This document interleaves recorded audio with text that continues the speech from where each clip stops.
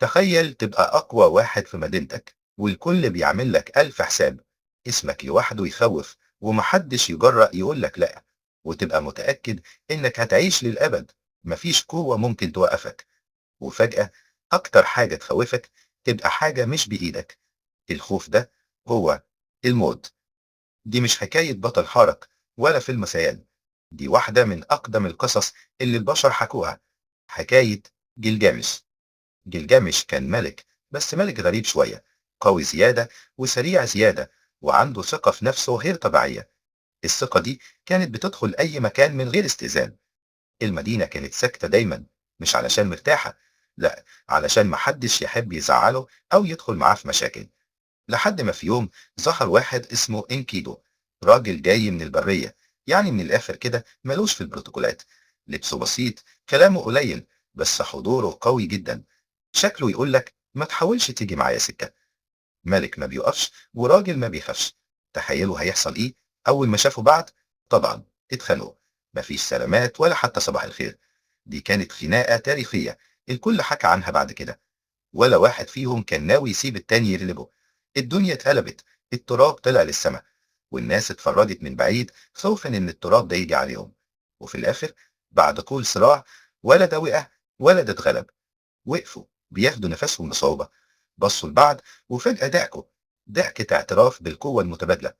ومن الخناقة دي طلعت صحبة أقوى من أي حاجة شافوها في حياتهم. خلاص بقوا أصحاب. قالوا لنفسهم: إيه رأيك نعمل حاجة محدش جربها؟ لازم نثبت إننا أقوى اتنين في العالم ده. وفي غابة بعيدة كان في وحش اسمه خنبابة.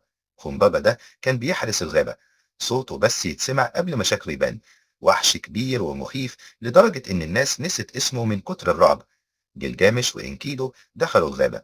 الهوا تقيل والأشجار عالية لدرجة إنها بتداري الشمس، والسكة أطول ما كانوا فاكرين، والموضوع شكله قلب جد. فجأة الوحش ظهر. شكله يخليك تفكر ترجع من غير كلام، حتى لو كنت بطل. بس هما ما رجعوش. العند كان أقوى من الخوف. معركة طويلة بدأت. صوت سيوف بتخبط في دروع. صراخ الوحش كان بيهز المكان كله كأنه زلزال. وبعد جهد جهيد الوحش وقع. النصر كان حلو، بس تمنه لسه هيظهر قدام. رجعوا أبطال. المدينة فرحت لدرجة إنها عملت احتفالات أسطورية. اسمهم بقى على كل لسان. خلاص، محدش قدهم. وبعدين الفرحة وقفت فجأة، بدون سابق إنذار. إنكيدو تعبه زايد يوم بعد يوم، وكل المحاولات إنها تخففه فشلت، وما خفش. وفي يوم سكت. الهدوء كان مرعب. جلجامش واقف قدامه، مصدوم ومش مستوعب، مستني يقوم ينادي عليه، بس مفيش رد. الصمت قاتل. أول مرة يحس إن في حاجة أقوى منه، وهو ده كان الموت. من اليوم ده جلجامش ما نامش مرتاح. الخوف مسك فيه. خوف من النهاية اللي شافها بعينه. مش خوف من وحش ولا من حرب، لا، خوف شخصي جدا. فقرر يهرب من مصيره ويدور على الخلود بنفسه. وسمع عن راجل اسمه قطن بشتم، العجوز اللي عاش عمر طويل. بيقولوا إنه عارف سر الحياة، أو على الأقل عارف يهرب منه. شد الرحال ومشي في طريق محدش مشاه قبله. عدى على جبال صعبة وأنهار بتجري بسرعة. ليل طويل ما فيهوش نور، بس الأمل كان دليله الوحيد. رحلة كانت أقرب للكابوس، بس كان لازم يكمل. بعد مشوار يطول النفس وصل أخيرا. لقى عجوز قاعد على البحر هادي ومستني حد. ده كان قطن بشتم. جلجامش حكاله كل حاجة حصلت معاه عن الخوف والهروب. العجوز سمع من غير ما يقطع، بهدوء وحكمة. وبعدين قال له: لو عايز تعيش للأبد ما تنامش أسبوع كامل. جلجامش حاول، عمل المستحيل علشان يفضل صاحي، بس غصب عنه نام. حتى أقوى الناس بيناموا لما يتعبوا. فشل جلجامش في الاختبار. الخلود مش ليه. رجع مدينته وروك، مش منتصر ولا مهزوم. رجع مختلف.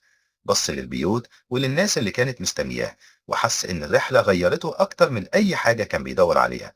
دي كانت حكاية جلجامش. ملك جري وحارب وسافر علشان يدور على حاجة كان فاكرها بعيدة.